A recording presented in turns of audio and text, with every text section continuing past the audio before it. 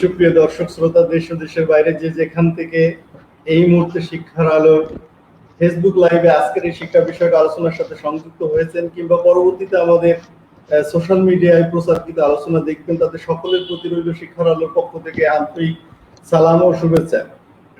আশা করি যে যেখানেই আছেন সুস্থ, সুন্দর এবং স্বাস্থ্যবিধি মেনে নিরাপদে আছেন। আপনারা জানেন যে আমরা শিক্ষার আলো ফেসবুক লাইভে প্রতিনিয়ত দেশের গুণী শিক্ষকদের নিয়ে এই শিক্ষা বিষয়ক আলোচনা করে থাকি। আমরা শিক্ষার্থীদের কথা বলি, আমরা শিক্ষকের কথা বলি, আমরা বলি আমাদের অভিভাবকদের এই করোনাকালীন সময়ে তার ছেলে মেয়েদের লেখাপড়ার জন্য কি কি ধরনের ভূমিকা পালন করতে পারে সে বিষয়েও আমরা কথা বলি। তো আজ আমাদের আলোচনার বিষয় করোনায় শিক্ষা এবং শিক্ষকের অবদান নিয়ে। আর এই আলোচনার জন্য আমাদের দুইজন গুণী শিক্ষক গোপালগঞ্জ থেকে যুক্ত হয়েছেন, যারা এই অনলাইন শিক্ষা ব্যবস্থায় অত্যন্ত গুরুত্বপূর্ণ ভূমিকা পালন করছেন। তারা যে শুধু নিজ গোপালগঞ্জ জেলাতেই কাজ করছেন তা নাই, দেশের বিভিন্ন প্ল্যাটফর্মে অনলাইন ভিত্তিক প্রতিষ্ঠানগুলোতে আপনার নিয়মিত কাজ করে চলেছেন। আজ আমরা শুনবো তাদের নানা অভিজ্ঞতার কথা, তাদের এলাকায় করোনাকালীন শিক্ষা ব্যবস্থা কিভাবে চলছে সে জাতীয় অনেক কথাই শুনবো।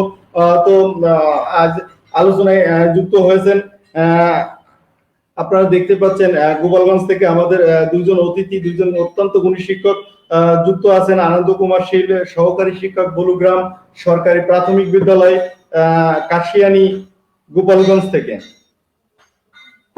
আমি স্যারকে আজকে অনুষ্ঠানে স্বাগত জানাচ্ছি।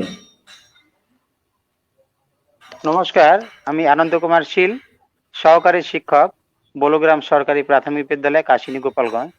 আমি আজকে এই অনুষ্ঠানে আমি প্রথমেই আমি ধন্যবাদ জানাচ্ছি এম এ মারুফ সোহেল স্যারকে আমাকে এই প্রোগ্রামে অন্তর্ভুক্ত করার জন্য। তা আমি আজকে আপনাদের সাথে আছি আমার অভিজ্ঞতা শেয়ার করব বলে। ধন্যবাদ স্যার। ধন্যবাদ স্যার আপনাকেও, আপনি আমাদের সাথে সময় দিচ্ছেন এবং আমাদের শিক্ষার্থীদের নানা দিক তুলে ধরবেন আপনার সহকর্মীদের কথাও, এবং আপনি এই করোনাকালীন সময়ে যে সমস্ত কাজগুলো করছেন কিংবা আপনার যে অভিজ্ঞতা অর্জন হচ্ছে সে বিষয়েও নানা কথা শুনবো আপনার কাছে। তো দর্শক দেখতে পাচ্ছেন আমাদের আরেকজন অতিথি আমাদের সাথে যুক্ত আছেন চায়না বিশ্বাস, বাঁশুড়িয়া সরকারি প্রাথমিক বিদ্যালয়ের সহকারী শিক্ষক, মুকসুদপুর, গোপালগঞ্জ থেকে। আমি ম্যামকেও আজকের অনুষ্ঠানে স্বাগত জানাচ্ছি।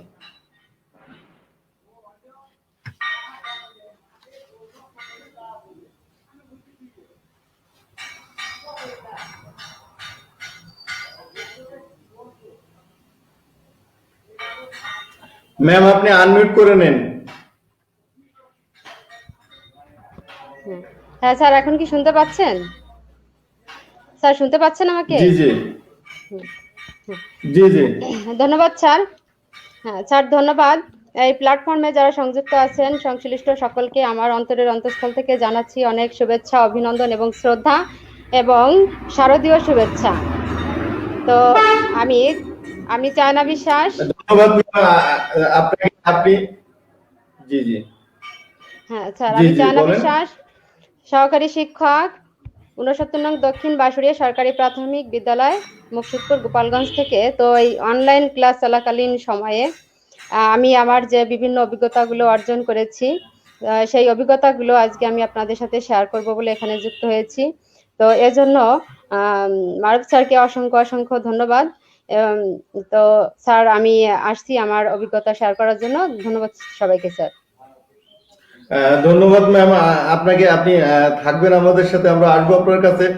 তো দর্শক পরিচয় করিয়ে দিলাম আমাদের দুজন অত্যন্ত গুণী শিক্ষকের সাথে। আর এই আলোচনা পুরোটা সময় জুড়ে আপনাদের সাথে আছি আমি এম এ মারুফ সোহেল, নির্বাহী সম্পাদক শিক্ষারআলো.com।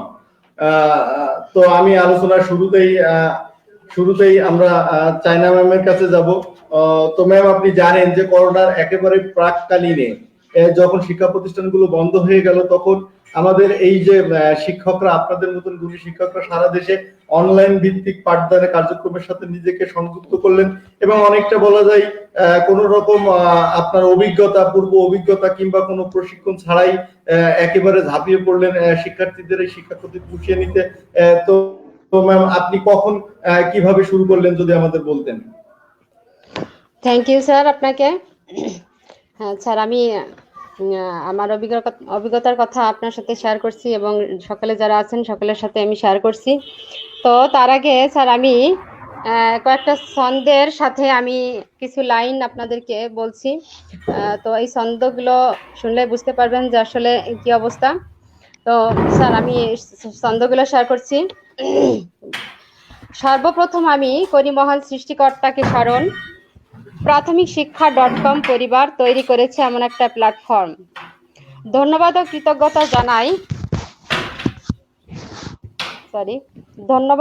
কৃতজ্ঞতা জানাই এই পরিবারের সকলকে। ধন্য গর্বিত হয়েছি আমি এই পরিবারের সদস্য হতে পেরে। বৈশ্বিক মহামারী করোনার জন্য বিদ্যালয় সহ সমস্ত শিক্ষা প্রতিষ্ঠান হলো বন্ধ। প্রতিটি মানুষ যেন হারিয়ে ফেলেছে তার জীবনের ছন্দ। শিক্ষার্থীদের লেখাপড়া কিভাবে চলছিল আনাগোনা।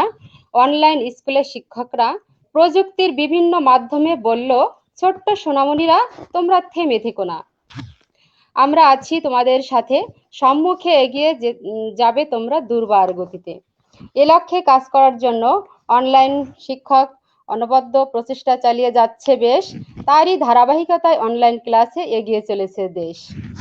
তো অনলাইন ক্লাস এর ফলে শিক্ষার্থীরা প্রাথমিক পর্যায়ে অনাগ্রহ প্রকাশ করলেও ধীরে ধীরে শহর এবং গ্রামের শিক্ষার্থীরা অনলাইন ক্লাসের মাধ্যমে পাঠদান গ্রহণ করছে এবং বাড়ি কাজ পাঠাচ্ছে। তো স্যার, প্রথম দিকে আমি প্রাথমিক অবস্থায় যখন এই ক্লাসগুলো শুরু করি, আমার আসলে কোনো কোয়ালিফিকেশন বা যোগ্যতা বা কোনো সার্টিফিকেট এরকম কোনো কিছু নেই বললেই চলে। তো স্যার, আমি যখন দেখলাম যে বিভিন্ন দেশের বিভিন্ন প্রান্ত থেকে আমার শ্রদ্ধ শিক্ষকরা যখন ক্লাস করছিলেন, তখন করোনাকালীন সময় সারা বিশ্ব যখন স্তম্ভিত স্থবির এবং জনজীবন যখন একদম নিশ্চুপ হয়ে যাচ্ছিল, তখন আমাদের প্রাথমিক শিক্ষা পরিবারের সকল ছোট ছোট সোনামণিরা, কোমলমতি শিক্ষার্থীরা যেন তাদের জীবনের ছন্দই হারিয়ে ফেলছিল। তো এমন মুহূর্তে আমাদের এই অনলাইন স্কুল বা অনলাইন ক্লাস চালু করার সময় তখন আমিও নিজেকে মনে মনে চিন্তা করতাম যে আমিও যদি এই ক্লাসগুলো করতে পারতাম তাহলে খুব ভালো হতো, অন্তত নিজেকে দেশের জন্য একটু সময় দিতে পারতাম। এই ভেবে আমি অনেক সময় নিজে অনেক কিছু চিন্তা ভাবনা করেছি। তো আমাদের গোপালগঞ্জ অনলাইন স্কুল যখন চালু হলো, আমার শ্রদ্ধেয় শিক্ষা অফিসার জনাব শফিকুল স্যার এবং আমার এই সহকারী উপজেলা শিক্ষা অফিসার সুশান্ত কুমার বাড়ই, উনি আমাকে ফোন করলেন। তো আমি একটা প্রত্যন্ত গ্রামাঞ্চলে বসবাস করি। তো সেখানে নেট প্রবলেম খুব ভাবে, সেখান থেকে আসলে ক্লাস করাটা জটিল। বাড়িতে একদম নেট পাই না বললে চলে। তো আমি কিভাবে কি করব এই চিন্তা যখন মাথায় আসলো, তখন দেখলাম যে আমার বিদ্যালয়ে ভালো নেট পায়। তখন স্যারের সাথে আমি কথা বললাম এবং স্যার আমাকে বললেন, ঠিক আছে, আপনি যদি বিদ্যালয়ে গিয়ে পারেন তাহলে অবশ্যই আপনি বিদ্যালয়ে গিয়ে করার চেষ্টা করেন। তো আমি আর না করিনি। তখন আমি সাথে সাথেই বিদ্যালয়ে এসে আমার যাবতীয় যা কিছু লাগবে সমস্ত সরঞ্জাম, অনলাইনে পাঠদান করার জন্য যাবতীয় যা কিছু লাগবে আমি একদিনের মধ্যে সবকিছু করে ফেললাম, সব রেডি করলাম এবং 2 দিন পরেই স্যার আমাকে ক্লাস দিলেন। সেই থেকেই আমি আমার ক্লাস শুরু করলাম এবং সেই ক্লাসগুলো করতে গিয়ে বিভিন্ন সময় বিভিন্ন সমস্যার সম্মুখীন আমাকে হতে হয়েছে।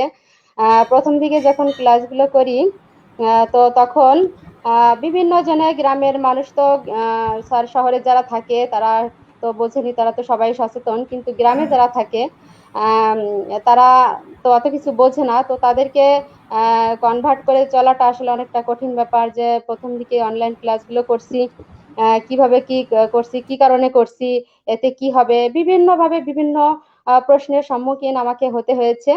তো যাই হোক, আমি কখনো পিছে লোকে কিছু বলে এ সমস্ত কোনো কথা কর্ণপাত না করে সম্মুখে এগিয়ে আসার চেষ্টা করছি।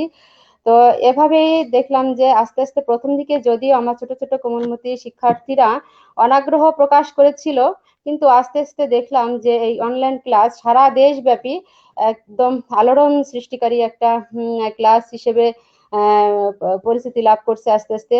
তো তখন দেখলাম যে না, আমি অনেক ভালো কাজ করছি। তখন নিজেকে খুব সৌভাগ্যবান বলে আমি মনে করলাম যে না, আমি অনেক ভালো কাজ করছি। তো এভাবে আমার এলাকায় যত শিক্ষক আছে, আমার বিদ্যালয়ে যত শিক্ষক আছে, আমার আশেপাশে যত বিদ্যালয় আছে, আমি আমার সমস্ত শিক্ষককে এই অনলাইন ক্লাসের সাথে সংযুক্ত হওয়ার জন্য সবাইকে উৎসাহিত করলাম। যে সময় এই স্যার, কাজটি ম্যাম আপনি শুরু করলেন, তো সেই হ্যাঁ সময় আপনি আপনার প্রতিষ্ঠান প্রধান কিংবা আপনার ঊর্ধ্বতন কর্তৃপক্ষর কাছ থেকে আসলে সে ধরনের কোনো সহযোগিতা পেয়েছেন কি, বা তাদের মনোবল দেওয়ার জন্য যে প্রেরণা কিংবা আর্থিক কোনো সহযোগিতা কি তারা আসলে আপনাকে করেছে, না আপনি সম্পূর্ণ নিজস্ব উদ্যোগেই সবকিছু শুরু করেছেন? স্যার, ধন্যবাদ আপনাকে। আমি যখন ক্লাস শুরু করি, আমার আর্থিক সহযোগিতা বলতে ওরকম কিছু না।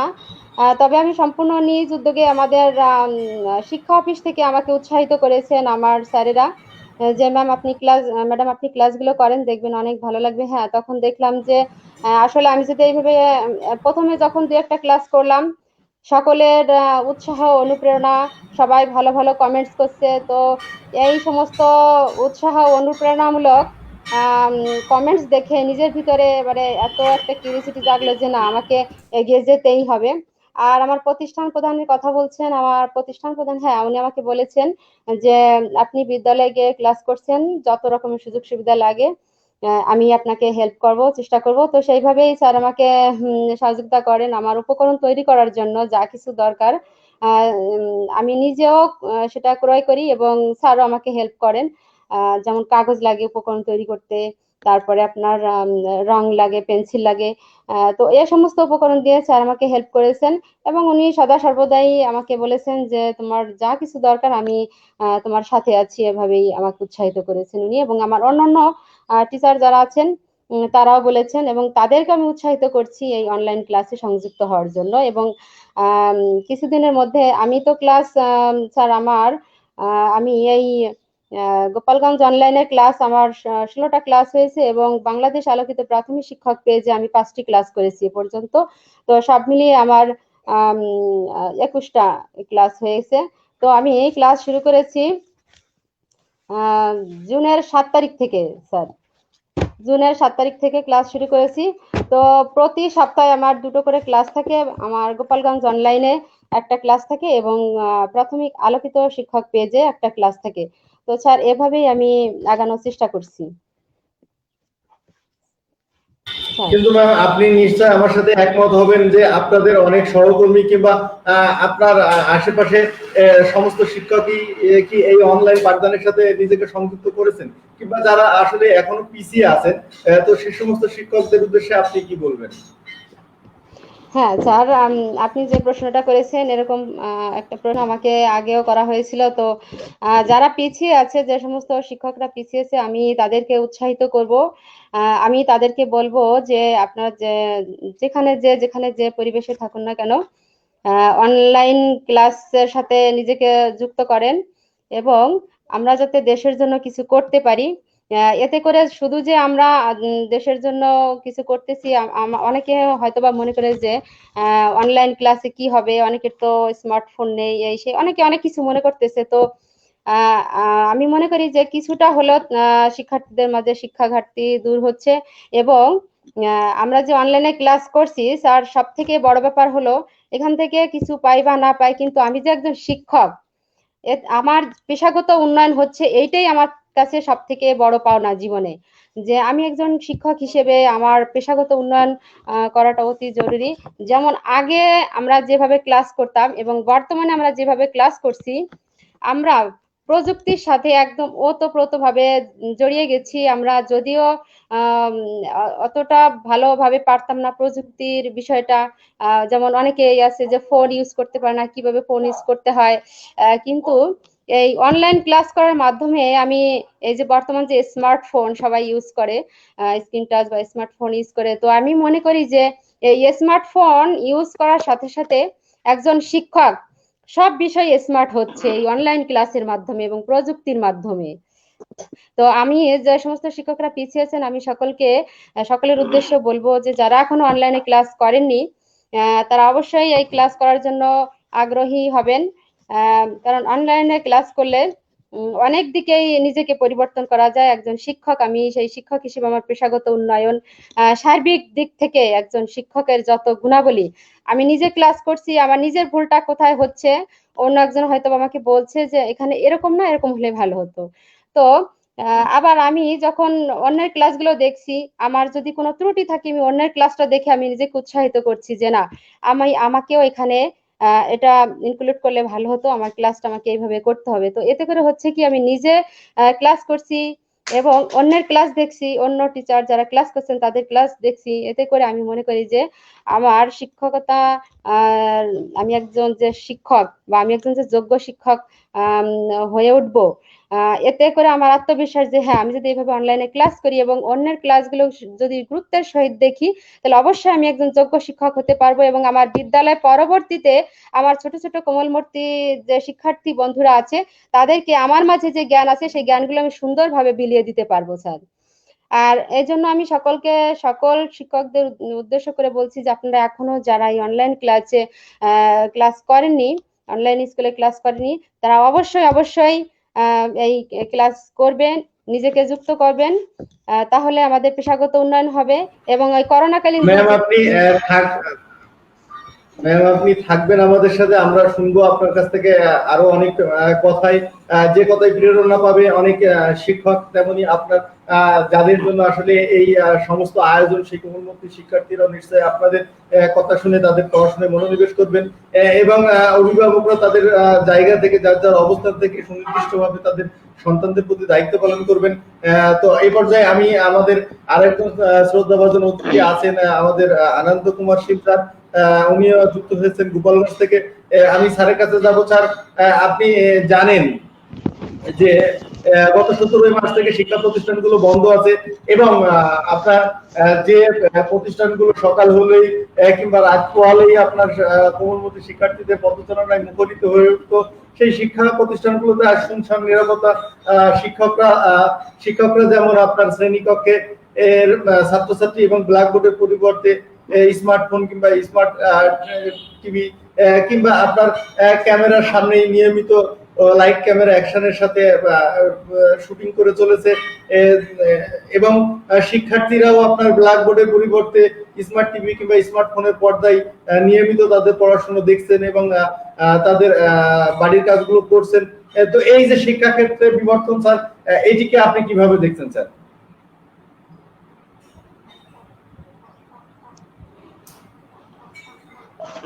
জন্য আসলে যখন করোনা শুরু হয়, এই পরিস্থিতি তৈরি হবে আমরা কিন্তু কখনো কল্পনা করতে পারিনি যে আসলে আমাদের এখানে গিয়ে দাঁড়াতে হবে। কিন্তু এই করোনাকালীন সময় আমি মনে করব করোনাকে শুধু আমাদের থেকে কেড়ে নিয়েছে তা কিন্তু নয়, আমাদের অনেক কিছু দিয়েছেও। যদিও আমাদের কোমলমতি শিক্ষার্থীদের পদচারণায় আমাদের বিদ্যালয়টি সবসময় থাকতো প্রাণ চঞ্চল, যেটি আমরা এখনো পাচ্ছি না, তবুও আসলে পরিস্থিতির সঙ্গে খাপ খাইয়ে নেওয়ার জন্য আমাদেরকে আজকের এই প্ল্যাটফর্মে দাঁড়াতে হয়েছে। আমি মনে করি যে এই করোনা যুদ্ধে এসে শুধুমাত্র শিক্ষার্থীদের নয়, আমাদের প্রতিটি শিক্ষকের ডিজিটালাইজেশন হয়েছে। আজকে আমরা যে ক্যামেরার সামনে দাঁড়াতে ভয় পাই না।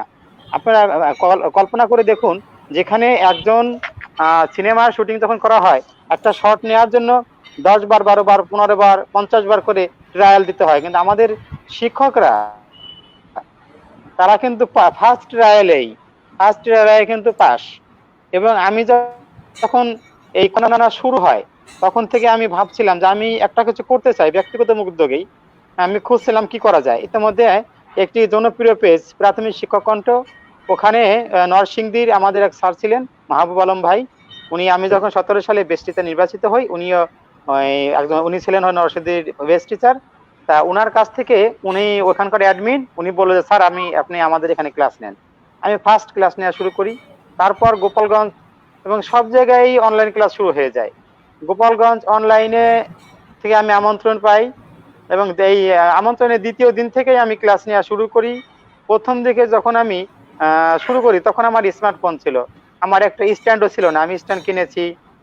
এবং নেটওয়ার্ক, যেমন আজকে আমি ডিসকানেক্ট হয়ে গিয়েছিলাম নেটওয়ার্কের সমস্যার কারণে। এই সমস্যার কারণে কিন্তু আমি অনেক জায়গায় ট্রাই করি। আমি আমার বাসার বাড়ি যে মন্দিরের সামনে বসে আছি, মন্দিরের মাঝে ট্রাই করি, এখানেও পারি না। তারপর আমি আমার বারান্দায়, আমার ঘরের বারান্দায় আমি বোর্ড সেট করে এখানে স্টুডিও তৈরি করি, ছোট স্টুডিও, সেখান থেকে নিয়ে যাচ্ছি। এবং আমি মনে করি এই আস্তে আস্তে আমাদের সব ক্লাস নিতে নিতে নিতে নিতে এখন আমার এমন হয়েছে, আমি আলোকিত প্রাথমিক শিক্ষক কণ্ঠ সারা বাংলাদেশ ব্যাপী ওখানে নিচ্ছি, আমাদের চায়না বিশ্বাস ম্যাডাম ওখানে নেন। তা আমার মনে হয় এখন আমি ভাবে নিতে পারি। আমি এই এখনো অনলাইন ক্লাসের বাইরে আছি শিক্ষকরা, তাদের কি নিজেদেরকে আগামী প্রজন্ম এই একবিংশ শতাব্দীর চ্যালেঞ্জের জন্য আমার মনে হয় এটা প্রয়োজন। আরেকটা উল্লেখ করতে চাই, আমি অস্ট্রেলিয়ার মেলবোর্ন ইউনিভার্সিটির মেট্রোপলিটন কলেজের এক শিক্ষক, বাংলাদেশে জন্ম ওনার, জনাব হেমি হোসেন স্যার। ওনার ওখান থেকে আমি 5 ঘন্টা ব্যাপী প্রশিক্ষণ করেছি। উনি বললেন যে এই করোনার কারণে বাংলাদেশের যে শিক্ষা ব্যবস্থা এটি আরো 20 বছর এগিয়ে আসবে, কারণ এই ডিজিটালাইজেশন, তারপর আমাদের ডিজিটাল শ্রেণীকক্ষ, ডিজিটাল শিক্ষক, ডিজিটাল স্টুডেন্টস সব তৈরি হবে। আর আমি মনে করি আমার বাংলাদেশের যে শিক্ষকরা তারা এই করোনা যুদ্ধে অংশগ্রহণ করে পরিশ্রম করছেন, আমার তো অনেক গণিত শিক্ষকও আছেন, তারা আস্তে আস্তে ডিজিটালাইজেশনে তারা ডিজিটাল হয়ে গেছেন এবং তারা 20 বছর এগিয়ে এসেছেন। আমাদের পেশাগত, আমাদের দক্ষতা সবকিছু বৃদ্ধি পাচ্ছে। এবং আমি ক্রমশ, আমার মনে হয় এই করোনা শেষ হয়ে গেলেও যদি এই ডিজিটাল পদ্ধতিতে পাঠদান বহাল থাকে তাহলে মনে হয় আমাদের আরেকটু ভালো হয়। স্যার আমি এখন এই পর্যন্ত আবার কথা বলবো স্যার। এখন কিন্তু স্যার আপনি জানেন স্যার যে করোনার আপনার শুরু থেকেই মার্চ মাসে যখন প্রতিষ্ঠানগুলো বন্ধ হয়ে গেল, তখন সরকারি উদ্যোগে আমাদের শিক্ষা প্রতিষ্ঠান সরকারের মাননীয় প্রধানমন্ত্রী এবং সংশ্লিষ্ট মন্ত্রণালয়ের নির্দেশে সংসদ বাংলাদেশ টেলিভিশনে আমাদের সারা দেশের খ্যাতনামা শিক্ষকদের ক্লাস রেকর্ডিং করে প্রচার শুরু হলো। এরপরে আবার দেখলেন যে বাংলাদেশ বেতারেও কিন্তু আপনাদের শিক্ষার্থীদের জন্য ক্লাসগুলো সম্প্রচার করা হলো। পাশাপাশি আপনাদের মতো গুণী শিক্ষকরা যারা সারা দেশেই আছেন, কর্মরত আছেন এই পেশার সাথে, তো তারা নিজস্ব উদ্যোগে ফেসবুকে টাইমলাইনে আপনার প্রথম দিকে শুরু করলো, পরবর্তীতে বিভিন্ন নামে আপনার আলোকিত শিক্ষক পেজ, প্রাথমিক শিক্ষক খণ্ড, আপনার বাংলাদেশ অনলাইন প্রাথমিক শিক্ষা, এরকম বহু নামে কিংবা প্রতিষ্ঠানের নামে কিংবা স্থানীয় ভিত্তিকেও আপনার অনলাইনে পেজ খুলে, ফেসবুকে পেজ খুলে আপনার ক্লাসগুলো সহ উদ্যোগে প্রচার শুরু হলো। এছাড়া তো আপনি জানেন স্যার যে আসলে আপনার স্থানীয় প্রশাসনের সহায়তায় যে স্থানীয় ডিশ কেবলের মাধ্যমেও আপনার ওই উপজেলা বা জেলার ক্লাসগুলো শুরু করলো। কিন্তু আসলে স্যার যাদের জন্য এই সকল আয়োজন, সেই আমাদের কোমলমতি শিক্ষার্থীরা কতটুকু উপকৃত হচ্ছে বলে আপনি মনে করেন? ধন্যবাদ স্যার। হ্যাঁ, এই প্রশ্নটা আসলে সুন্দর প্রশ্ন করেছেন যে আমরা যখন বাংলাদেশ সরকারের মাননীয় প্রধানমন্ত্রী শেখ হাসিনার নির্দেশে আমাদের এই টেলিভিশন, রেডিওতে সব জায়গায় প্রচার শুরু হয় বিভিন্ন অনলাইন স্কুলের মাধ্যমে।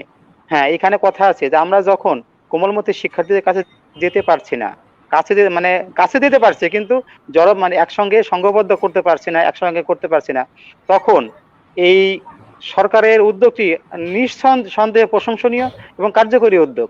কারণ এক্ষেত্রে দেখেন, আমাদের শুধুমাত্র অনলাইন পাঠদান নয়, আমাদের বিদ্যালয়ে প্রতিটি শিক্ষার্থীকে আমরা প্রতিটি শিক্ষক ভাগ করে নিয়েছি যে কার ভাগে কয়জন, তাদের সাথে নিয়মিত ফোন যোগাযোগ এবং হোম ভিজিট আমরা কিন্তু চালিয়ে যাচ্ছি। এবং আমি সারা বাংলাদেশের শিক্ষকরা কিন্তু এটা করছি। তারপর আপনি যেটা বলেছেন যে অনলাইন পাঠদানে কার্যকরী হচ্ছে কিনা, হ্যাঁ, এই প্রশ্নটি আমার মনে প্রথমে ছিল। যখন আমি পাঠদান শুরু করি তখন চিন্তা করলাম যে একটি স্মার্টফোন নেই, নেটওয়ার্ক নেই, এরা কিভাবে দেখবে, কিভাবে উপকৃত হবে। এই প্রশ্নটি কিন্তু আমাকে অন্যান্য শিক্ষকরা করেছিলেন এবং এমনকি আমাদের অফিসাররা অনেকে করেছিলেন, কারণ কতটুকু এটা হবে। তা যখন আমি সাড়া পাওয়া শুরু করলাম, প্রথম সাড়া দেয় আমাকে বরিশাল থেকে এক ছাত্র রূপজিৎ কর্মকার, তারপর ময়মনসিংহ, তারপর ঢাকা, এই খুলনা, তারপরে রাজশাহী থেকে অনেক স্টুডেন্ট আমার সাথে সংযুক্ত হয়েছেন। তারা নিয়মিত ক্লাস দেখেন। আমার মনে হয় যে একেবারে যারা সুযোগ বহির্ভূত বা নেট বহির্ভূত তাদেরকে আমরা যোগাযোগ করছি এবং তাদেরকে আমরা বলেছি তো তোমাদের পাশে যাদের স্মার্টফোন আছে তোমরা এক জায়গায় 4-5 জন এক জায়গায় হবে, এক জায়গায় হয়ে এটি দেখবে। এমনকি আমাদের যে লাইভ ক্লাসগুলো সেই ক্লাস কিন্তু ভিডিও থাকে, তারা কিন্তু ভিডিও বের করে করে দেখতে পারে। আর তারপরেও আরো আমি প্রশংসনীয় উদ্যোগ বলি, কারণ আমাদের যার একটি সাধারণ অ্যান্ড্রয়েড ফোন নেই, সাধারণ একটি মানে বাটন ফোন আছে, বাটন ফোন থেকেও কিন্তু কমিউনিটি রেডিও একটা অপশন আছে, যে 500-600 টাকা হলে একটা মোবাইল ফোন হয়, সেই ফোনে ওটা আছে, যেটা আমাদের বাংলাদেশ সরকারের সুযোগ্য প্রধানমন্ত্রী শেখ হাসিনার নির্দেশে করা হয়েছে কমিউনিটি রেডিও, সেই ফোনেও কিন্তু তারা রেডিও শুনতে পারেন। আমার মনে হয় নিঃসন্দেহে আমাদের সরকারের একটি কার্যকরী উদ্যোগ এবং অনলাইন থেকে আমরা শতভাগ সমর্থ হচ্ছে এতে ক্ষেত্রে। আর এখন মনে হয় আমার একজন শিশুও আমার বিদ্যালয়ের মধ্যে সারা বাংলাদেশের বিদ্যালয় আমাদের যোগাযোগ বহির্ভূত নয়, তারা লেখাপড়া বাইরে নয়, তারা এখন লেখাপড়ার ভিতরেই আছে। হ্যাঁ, তবে তাদের যে শ্রেণী পাঠদানের মাধ্যমে আমরা যতটা সম্ভব ছিল শ্রেণী পাঠদান আমরা করতে পারছি না, এটা সত্য, কিন্তু একটা কার্যকরী উদ্যোগ আমি সরকারকে ধন্যবাদ জানাই। আপনারা যারা এই যে করোনাকালীন সময়ে যে অনলাইন ফাইটার হিসেবে কাজ করছেন করোনাকালীন এই যে শিক্ষা ব্যবস্থায়, তো আপনারা কাজ করতে গিয়ে আপনারা আপনাদের প্রতিষ্ঠান প্রধান কিংবা ঊর্ধ্বতন কর্তৃপক্ষের কাছ থেকে আপনি কি ধরনের সহযোগিতা পাচ্ছেন? আপনি আপনার ঊর্ধ্বতন কর্তৃপক্ষের আপনি আপনার ঊর্ধ্বতন কর্তৃপক্ষের কাছে আপনার অভিজ্ঞতা থেকে কি ধরনের সহযোগিতা প্রত্যাশা করেন, যা পেলে হয়তো আপনার মতো যে সমস্ত সহকর্মী এখনো আছেন অনলাইনের সাথে এখনো যুক্ত হননি, এই সুবিধাগুলো পেলে আমাদের আরো শিক্ষক এই করোনাকালীন সময়ে অনলাইন শিক্ষা ব্যবস্থায় নিজেকে এগিয়ে আসতো? হ্যাঁ, ধন্যবাদ স্যার, সুন্দর কথা বলেছেন। এক্ষেত্রে আমি যখন শুরু করি আমি আমার সহকর্মীদের থেকে, বিশেষ করে আমার শিক্ষকদের থেকে, আমার প্রধান শিক্ষক আমাকে সহযোগিতা করেছেন। তিনি বলেছেন যে আপনি শুরু করেছেন, আমরা আপনার সাথে আছি, পরবর্তীতে আমরাও আছি, আপনারা শুরু করেন। তবে অসহযোগিতা যে পাইনি তা কিন্তু নয়, তবে সেটা নগণ্য। এবং আমি ভালো লেগেছে যখনই আমার গোপালগঞ্জ জেলার সুযোগ্য ডিপিইও মহোদয় যারা আনন্দ কিশোর সাহা, উনি মিটিংয়ে বসলে বলে যে আনন্দ অনেক ভালো ক্লাস নিচ্ছো, তোমার ক্লাসটি আমি দেখি। এমনকি আমাদের টিও সাহেবকে ডেকে বলেছেন যে আনন্দ, তারপরে যে চায়না আমাদের যাদের মানে পরিচিত মুখ, তা ওদেরকে ক্লাস ভালো লাগে, এরা অনেক ভালো ক্লাস নেন, আপনাদের ধন্যবাদ। তা আমি এক্ষেত্রে কিন্তু আমাদের কোনো প্রত্যাশা নেই, প্রত্যাশা এতটুকুই যে আমার শিক্ষার্থী উপকৃত হতে পারলো কিনা, এটাই আনাফ। যে ক্ষেত্রে আমাদের ডিডি মহোদয় বলেছেন যে আনন্দ তোমাদের 10 জনের নাম কিন্তু আমার মুখস্থ। এই যে একজন গুণী ব্যক্তি, সারা বাংলাদেশের একজন উপপরিচালক মহোদয়, আমার গোপালগঞ্জ জেলার ডিপিও মহোদয়, উনি আমার নাম কি বলেছেন, আমি মনে করি এটা পরম্পরা।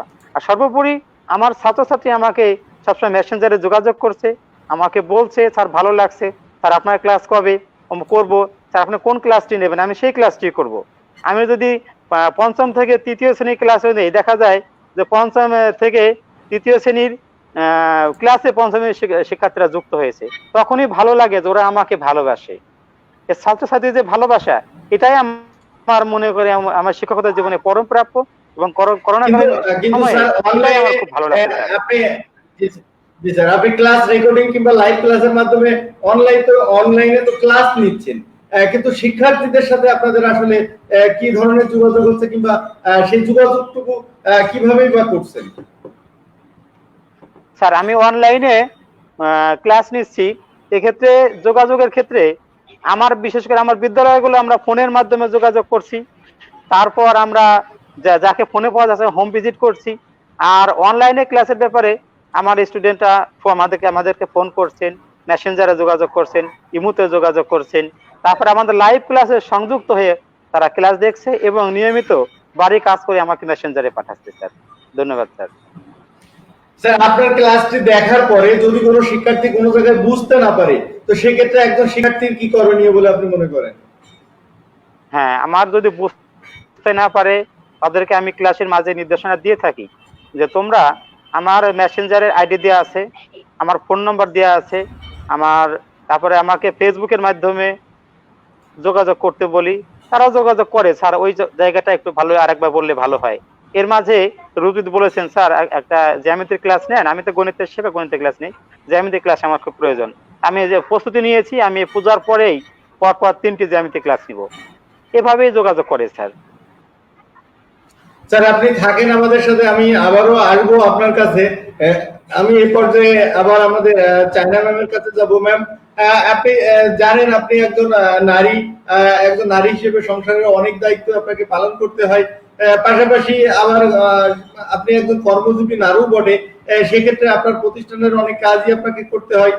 যদিও এখন করোনাকালীন সময়ে বন্ধ আছে শিক্ষা প্রতিষ্ঠানগুলো, কিন্তু ভিন্ন ব্যবস্থাপনায় আপনি এই যে পাঠদানের সাথে জড়িয়ে আছেন। তো এইসব করতে গিয়ে আসলে আপনি মানে কি অভিজ্ঞতা আপনার অর্জন হলো, কিংবা আপনি কাজটি যখন শুরু করলেন তখন আপনি কাদের প্রেরণা সবচেয়ে বেশি পেয়েছেন?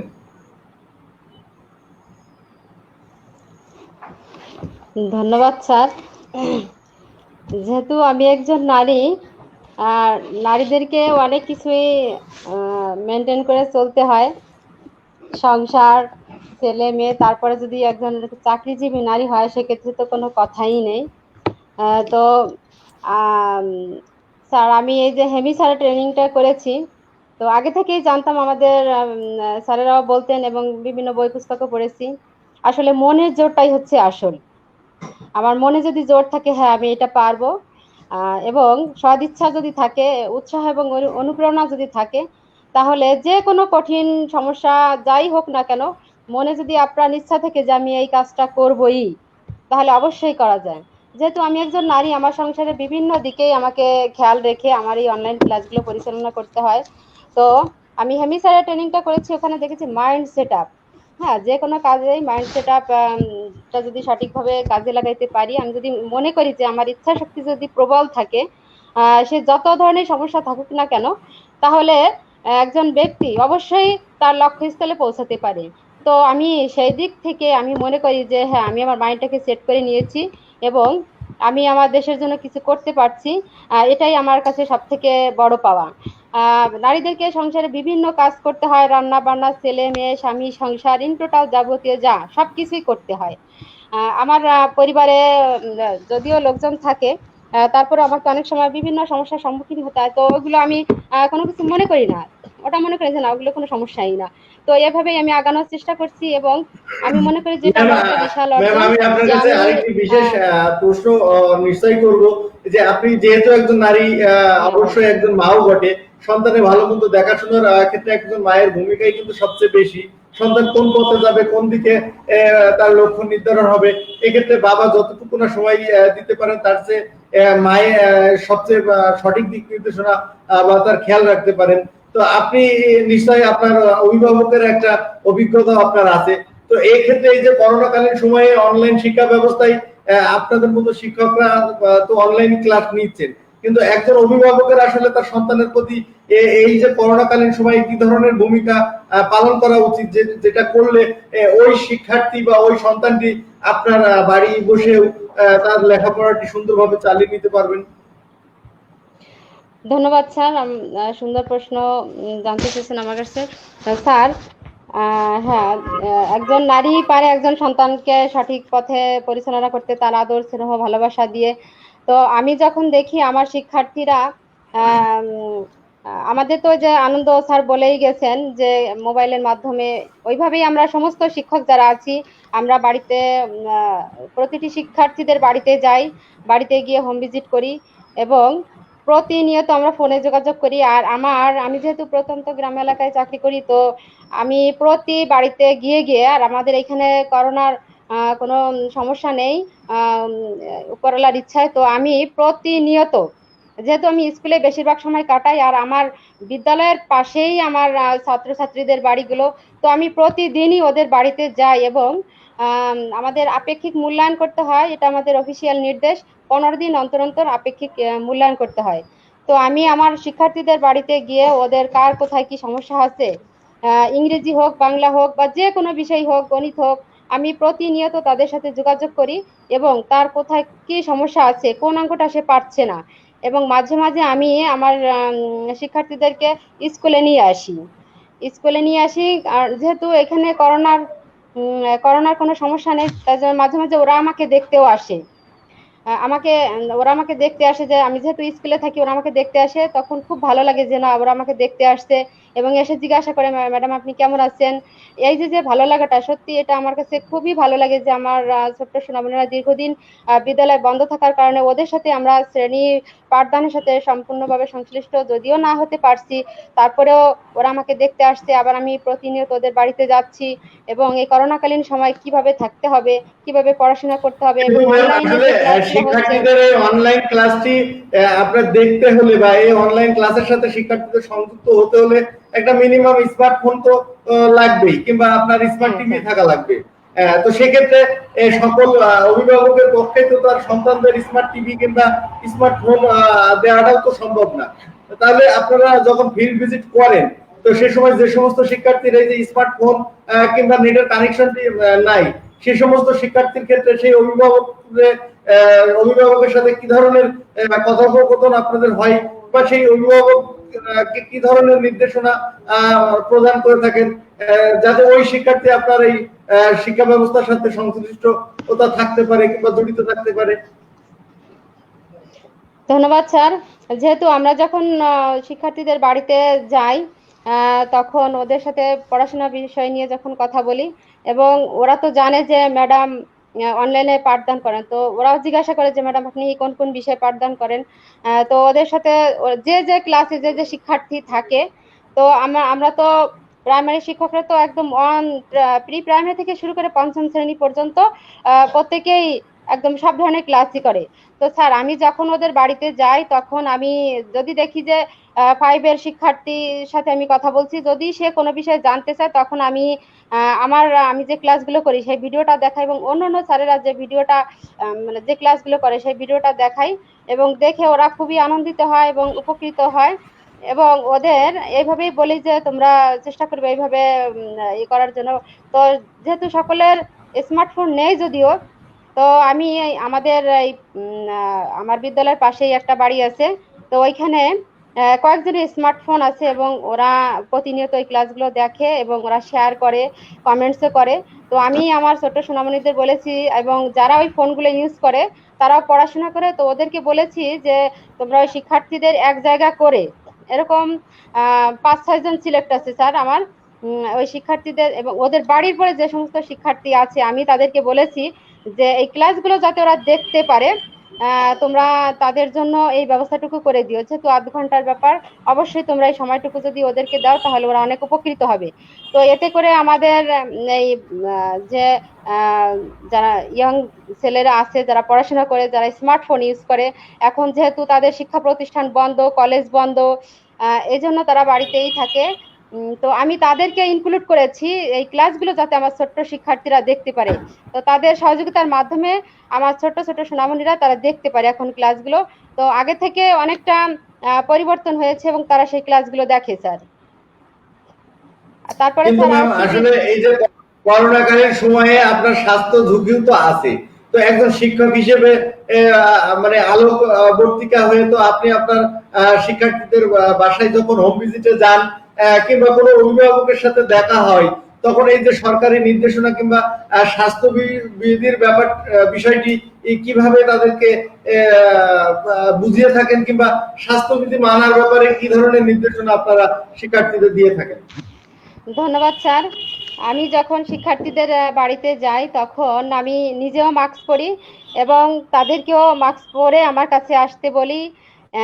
তো এবং তাদেরকে বলি যে বারবার হাত ধুতে হবে 20 সেকেন্ড ধরে, বারবার হাত ধুতে হবে এই করোনাকালীন সময়ে, সবসময় পরিষ্কার পরিচ্ছন্ন থাকতে হবে এবং স্বাস্থ্যসম্মত খাবার খেতে হবে। ঠান্ডা সর্দি কাশি যাতে না লাগে সেদিকে খেয়াল রাখতে হবে। এভাবেই স্যার আমি তাদেরকে বোঝানোর চেষ্টা করি যে করোনাকালীন দুর্যোগের সময় আমরা যদি স্বাস্থ্যসম্মত বা হেলদি খাবার খাই, তাহলে করোনা আমাদেরকে ওইভাবে আক্রমণ করতে পারবে না। এইভাবে আমি তাদেরকে উৎসাহিত করি।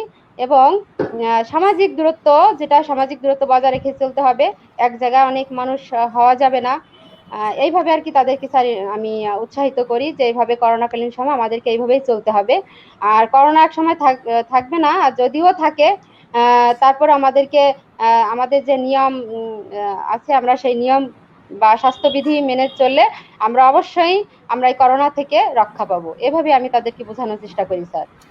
ম্যাম নিশ্চয়ই আধার কেটে আবারও আসবে আলো, করোনা সবসময় যে থাকবে ব্যাপারটি তাও নাই। সৃষ্টিকর্তা নিশ্চয়ই একদিন আবারও আমাদের স্বাভাবিকভাবে জীবনযাপনের সুযোগ করে দিবেন। কিন্তু ম্যাম এই যে করোনাকালীন সময়ে যে স্বাস্থ্যবিধির যে ধারাগুলো, এটি তো আসলে শুধু যে করোনার জন্যই মানে মানা প্রয়োজন তা তো নয়, এটি তো স্বাভাবিক জীবনযাত্রার জন্য আপনার উপকারী। যেমন আপনি মাস্ক পরিধান করা, আবার আপনার হচ্ছে সাবান দিয়ে ঘন ঘন হাত পরিষ্কার করা, তো এগুলো তো স্বাভাবিক জীবনে অভ্যস্ত করাটাও তো অত্যন্ত জরুরি। তো সেক্ষেত্রে আমরা তো বলতেই পারি যে করোনা যেমন আমাদের কেড়ে নিয়েছে অনেক কিছু, তেমন করোনা তো দিয়েছে অনেক কিছু। আপনি কি মনে করেন যে এই যে করোনা আমাদের কি মানব সভ্যতার বিকাশে কোনো কিছু কি শিক্ষা দিয়ে গেল?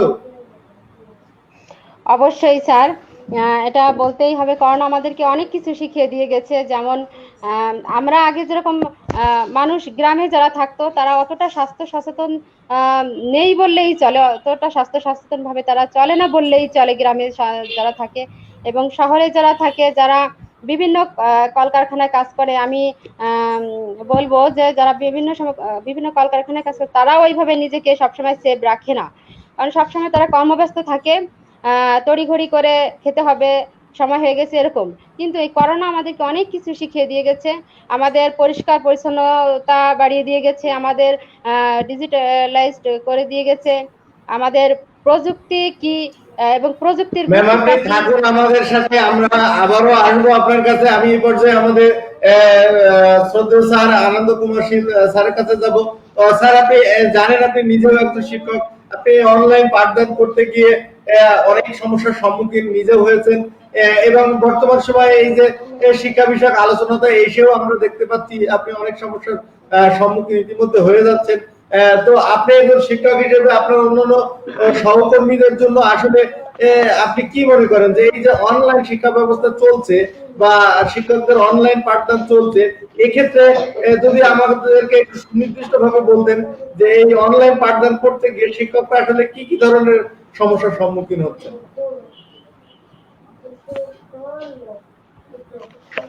আসলে ধন্যবাদ স্যার। আমি বারবার ডিসকানেক্ট হয়ে যাচ্ছিলাম এই নেট সমস্যার কারণে, যে এটা আমাদের অনিবার্য কারণ।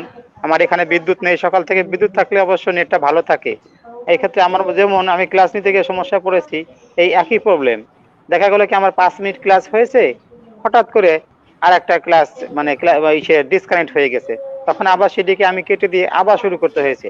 আমার মনে হয় যে এই অনলাইন ক্লাসের জন্য যদি আমাদের কর্তৃপক্ষ প্রতিটি বিদ্যালয়ে যারা আমরা পাঠদান করছি, বিশেষ করে বর্তমানে পাঠদানের সাথে যুক্ত আছি, সেই বিদ্যালয়গুলোতে যদি ওয়াইফাই কানেকশন করে দেওয়ার ব্যবস্থা করেন, যেহেতু আমাদের প্রাথমিক বিদ্যালয়ে বর্তমানে সরকার যথেষ্ট বরাদ্দ দিচ্ছেন, তাহলে মনে হয় আমরা উপকৃত হই। তাছাড়া অনলাইন ক্লাসের পিছনে যেমন আমার আরেকটু অবদানের কথা বলতে হয়, যেটা চায়না বিশ্বাস ম্যাডাম বলেছেন, যে আমার পরিবার থেকে আমার মিসেস, উনিও একজন শিক্ষক, উনি একটা বেসরকারি কলেজের শিক্ষক, উনি আমাকে সবসময় সহযোগিতা করেন ক্যামেরার পিছনে। এই ক্ষেত্রে আবার শিশুদের কথা বলতে গেলে আমার ছেলেটা ক্লাস 2-তে পড়ে, ও কিন্তু আমার যখন লাইভ শুরু হয় আমাকে বিদ্যাঙ্গুলি এরকম দেখায়, দেখিয়ে বলে যে বাবা শুরু হয়েছে। আসলে আমার ছেলেটাকেও এই লাইভ দেওয়া শিখে গেছে কিভাবে লাইভ চালাতে হয়। এবং আমার মিসেস উনিও অনলাইন ক্লাস নেওয়া শুরু করেছেন। তা উনি শুরু করাতে হয়েছে কি, যখন আমি ক্লাস নিয়েছি আমার থেকে উনি শিখে ফেলেছেন, এখন ওনার সহজ হচ্ছে। এই জন্য আস্তে আস্তে সবকিছু করতে হবে। তবে এই যে নেট সমস্যা, এই নেট সমস্যাটা মনে হয় সবচেয়ে বড় সমস্যা আমার কাছে বলে মনে হয়। এক্ষেত্রে যে কর্তৃপক্ষ আমাদের প্রতিটি বিদ্যালয়কে ওয়াইফাই সংযোগের ব্যবস্থা করেন, আমার মনে হয় সরকারি সদিচ্ছা থাকলে এটা সম্ভব। আসলে আপনি নিশ্চয় জানেন যে এই যে করোনাকালীন সময়ে যে অনলাইন শিক্ষা ব্যবস্থা আপনার চালু হয়ে গেল। আমি ব্যক্তিগতভাবেই মনে করি, আমি নিজেও একজন শিক্ষক, যে আগামী দিনে স্বাভাবিক পরিস্থিতি চলে আসলেও যে এই অনলাইন শিক্ষা ব্যবস্থা উঠে যাবে বিষয়টি কোনোভাবেই ভাবার সুযোগ নাই, যেহেতু আগামী দিনগুলো আসছে আপনার ডিজিটালাইজড যুগ, এবং বিশ্বের সাথে তাল মিলিয়ে চলতে হলে আসলে অনলাইন ব্যবস্থার বিকল্প কোনো কিছু নাই। কিন্তু স্যার, এই যে মহামারীর সময়ে অনলাইন শিক্ষা ব্যবস্থার সাথে এখনো যে সমস্ত শিক্ষক নিজেদেরকে মনোনিবেশ করতে পারলো না, কিংবা অংশগ্রহণটি সেভাবে যথাযথপূর্ণভাবে করতে পারলো না, তো আমাদের পূর্ববর্তী আলোচকরা অনেকেই বলে গেছেন যে আগামী দিনটি আসছে আপনার অনলাইন শিক্ষা ব্যবস্থার একেবারেই সুদৃঢ় ভিত্তির উপর দাঁড়িয়ে। তো সে জায়গায় দেখা যাচ্ছে যে আপনার যদি শিক্ষকরা আপনার এই যে অনলাইনের সাথে তেমন ভাবে নিজেদেরকে সম্পৃক্ত করতে না পারেন, তো সেক্ষেত্রে অনেকের শিক্ষকতা পেশাটি চালিয়ে নিয়ে যাওয়াটাও কষ্টকর হবে। এক্ষেত্রে ম্যাম আপনি কি বলবেন?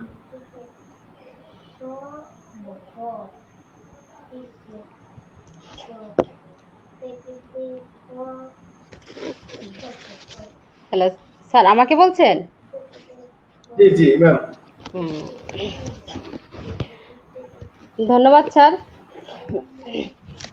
তো অনেকে যে ফোন নেই, এজন্য যে ক্লাস করতে পারতেছে না। আমি তো আগেই বলেছি যে আমি বাড়িতে গিয়ে গিয়ে তাদের উৎসাহিত করেছি।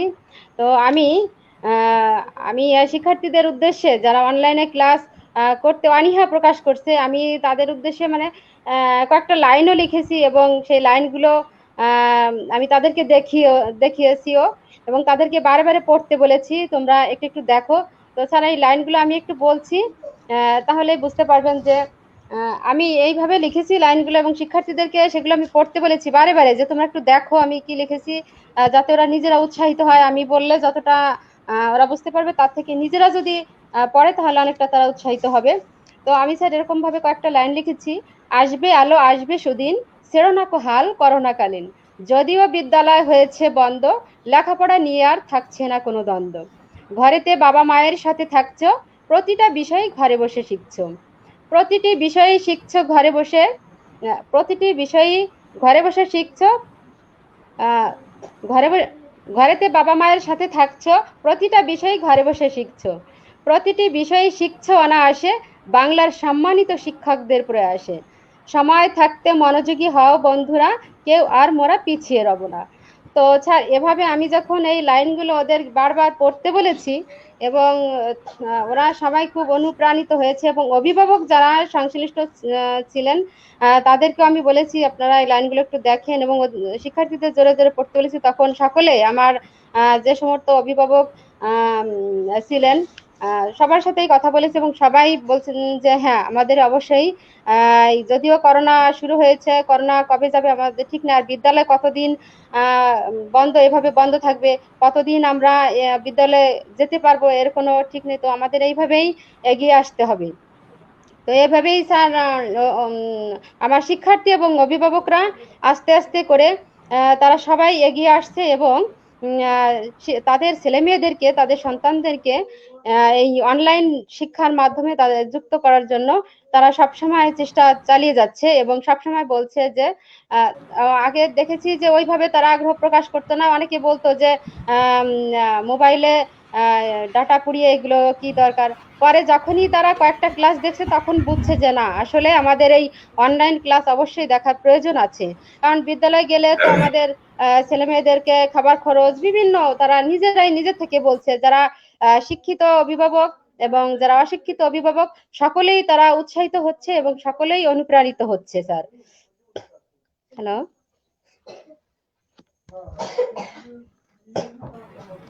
Hello sir. কিন্তু ম্যাম, এই ক্ষেত্রে কি আপনারা যারা এই যে অনলাইন পাঠদানের ক্ষেত্রে নিজেদেরকে সংযুক্ত করেছেন এবং নিয়মিত পাঠদান নিয়ে যাচ্ছেন, ধরুন আপনি একটি শ্রেণীর বাংলা ক্লাসটি নিচ্ছেন, তো পরবর্তী ক্লাসে কি আসলে এই ক্লাসের কি ধারাবাহিকতা মেনটেন করা হচ্ছে, নাকি যার যেদিন যে খেয়াল খুশি মতো যে কোনো পৃষ্ঠা থেকে আসলে ক্লাসটি নিচ্ছে? স্যার একটু ক্লিয়ার করে বলেন, যে নেট প্রবলেম আমি শুনতে পাইনি স্যার, আরেকবার একটু বলেন।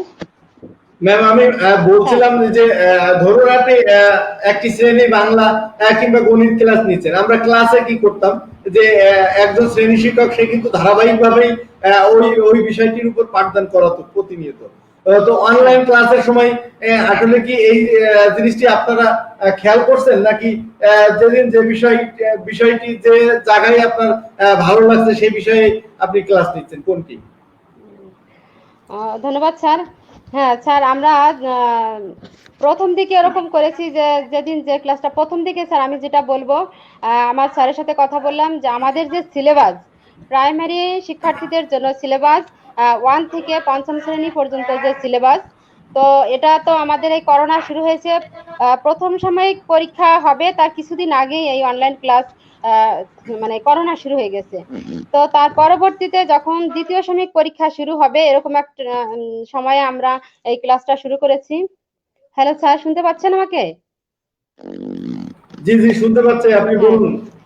আচ্ছা স্যার, যখন দ্বিতীয় সাময়িক পরীক্ষা শুরু হবে তো ওই সময় আমাদের এই অনলাইন ক্লাস আমরা শুরু করলাম গোপালগঞ্জ থেকে।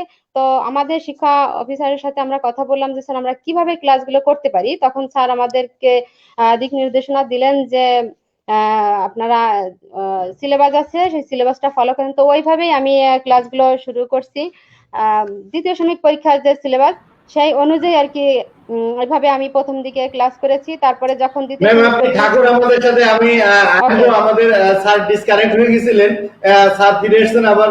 স্যার আমি আপনার কাছে আসলে যে বিষয়টি জানতে চাইবো,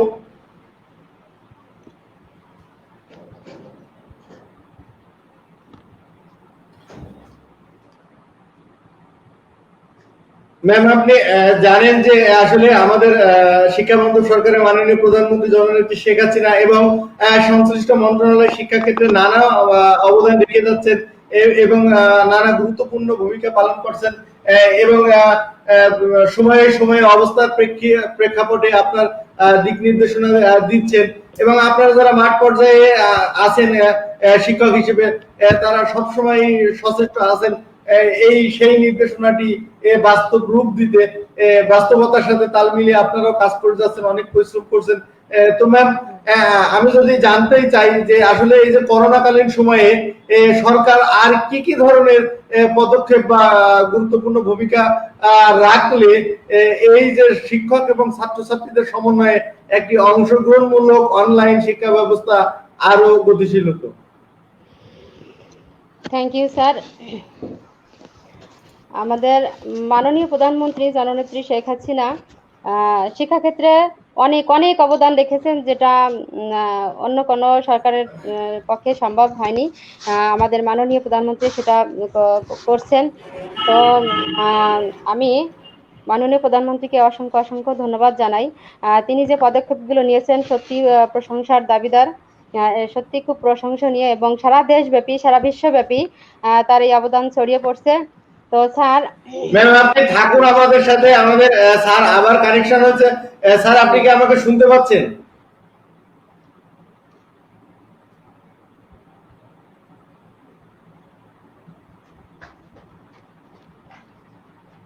স্যার আপনি কি আমাকে শুনতে পাচ্ছেন?